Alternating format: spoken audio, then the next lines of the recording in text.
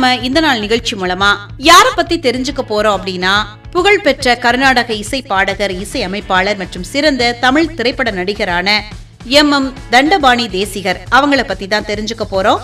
தண்டபாணி தேசிகர் அவர்கள் 1908ஆம் ஆண்டு ஆகஸ்ட் மாதம் 27ஆம் தேதி அன்று தமிழ்நாட்டின் திருவாரூர் அருகே உள்ள திருச்செங்காட்டாங்குடியில பிறந்திருக்காங்க.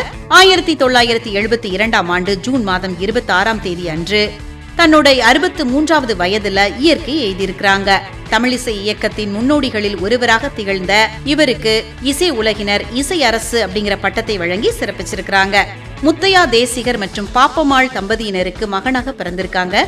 பாரம்பரியமான ஓதுவார் குடும்பத்தை சேர்ந்தவரு தண்டபாணி தேசிகர் அவர்கள். தன்னோட தந்தையிடமும் அதுக்கப்புறமா சடையப்ப பிள்ளை, மாணிக்க தேசிகர் மற்றும் கும்பகோணம் ராஜமாணிக்கம் பிள்ளை இவங்க கிட்ட எல்லாம் முறையான இசை பயிற்சி பெற்றிருக்கிறாங்க.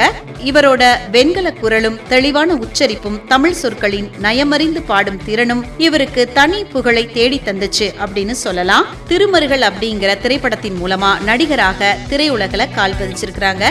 எஸ் வாசன் தயாரிப்புல வெளியான நந்தனார் திரைப்படத்துல இவர் பாடி நடித்த என்னப்ப நல்லவா, காண வேண்டாமோ அப்படிங்கிற பாடல்கள் இன்னும் அழியா புகழ் பெற்றவையா இருக்கு. அதுக்கப்புறமா பட்டினத்தார், தாயுமானவர், மாணிக்க வாசகர் ஆகிய பக்தி திரைப்படங்கள்லயும் கதாநாயகனா நடிச்சு முத்திரை பதிச்சிருக்காங்க. கர்நாடக இசை கச்சேரிகள்ல தமிழ் பாடல்களுக்கு முக்கியத்துவம் அளிக்கப்பட வேண்டும் அப்படிங்கறதுல உறுதியா இருந்திருக்கிறாரு. எந்த மேடையில பாடினாலும் முதல் பாடலை தமிழ்லேயே பாடக்கூடிய வழக்கத்தை கொண்டிருக்காங்க தண்டபாணி தேசிகர் அவர்கள். முதலா திருக்குறள் பாக்களை மட்டுமே கொண்டு முழுமையான இசை கச்சேரி நிகழ்த்திய பெருமை இவரையே சேரும். சிதம்பரம் அண்ணாமலை பல்கலைக்கழகத்தின் இசைத்துறையில பேராசிரியராகவும் இசைத்துறை தலைவராகவும் 15 ஆண்டுகள் மிக சிறப்பாக பணியாற்றியிருக்கிறாங்க.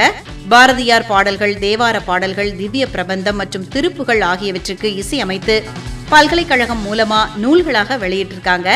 இசை மற்றும் திரையுலகிற்கு அரும்பணியாற்றிய தண்டபாணி தேசிகர் தன்னோட 63வது வயதுல இயற்கை எழுதியிருக்கிறாங்க. புகழ்பெற்ற கர்நாடக இசை பாடகர், இசை அமைப்பாளர் மற்றும் சிறந்த தமிழ் திரைப்பட நடிகரான எம் தண்டபாணி தேசிகர் அவர்கள் பற்றின நிறைய விஷயங்களை இந்த நாள் நிகழ்ச்சி மூலமா தெரிஞ்சுக்கிட்டதுல மிக்க மகிழ்ச்சி அடைகின்றோம்.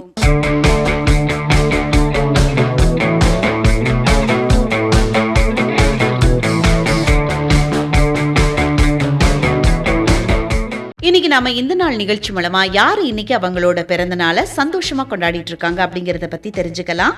தென்னிந்திய திரைப்பட உலகத்துல மிகவும் பிரபலமான ஒரு இந்திய நடிகையும் மற்றும் அரசியல்வாதியுமான சுமலதா அம்பரீஷ் இவங்க தான் இன்னைக்கு அவங்களோட பிறந்த நாளை சந்தோஷமா கொண்டாடிட்டு இருக்காங்க. 1963ஆம் ஆண்டு ஆகஸ்ட் மாதம் 27ஆம் தேதி அன்னைக்கு பிறந்திருக்காங்க. தமிழ், தெலுங்கு, மலையாளம், கன்னடம் மற்றும் ஹிந்தி உள்ளிட்ட பல மொழிகள்ல 220க்கும் மேற்பட்ட திரைப்படங்கள்ல இவங்க நடிச்சிருக்காங்க. 1979ஆம் ஆண்டு தன்னோட 15வது வயதுல ஆந்திர பிரதேச அழகி போட்டியில வெற்றி பெற்ற பிறகு திரைத்துறைக்குள்ள நுழைஞ்சிருக்காங்க.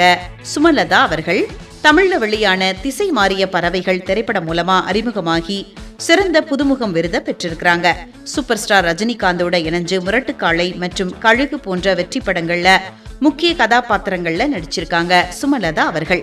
மலையாளத்துல மோகன்லால், மம்முட்டி போன்ற முன்னணி நடிகர்களோட நடிச்சிருக்காங்க.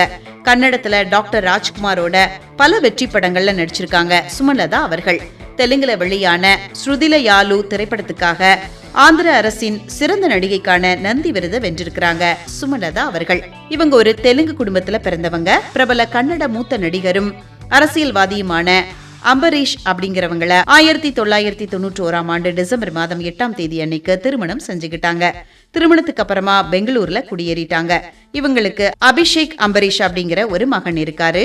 தன்னோட கணவர் அம்பரீஷோட மறைவுக்கு அப்புறமா 2019 மக்களவை தேர்தல்ல கர்நாடகாவின் மாண்டியா தொகுதியில சுயேட்சை வேட்பாளரா போட்டிட்டு இருக்காங்க சுமலதா அவர்கள்.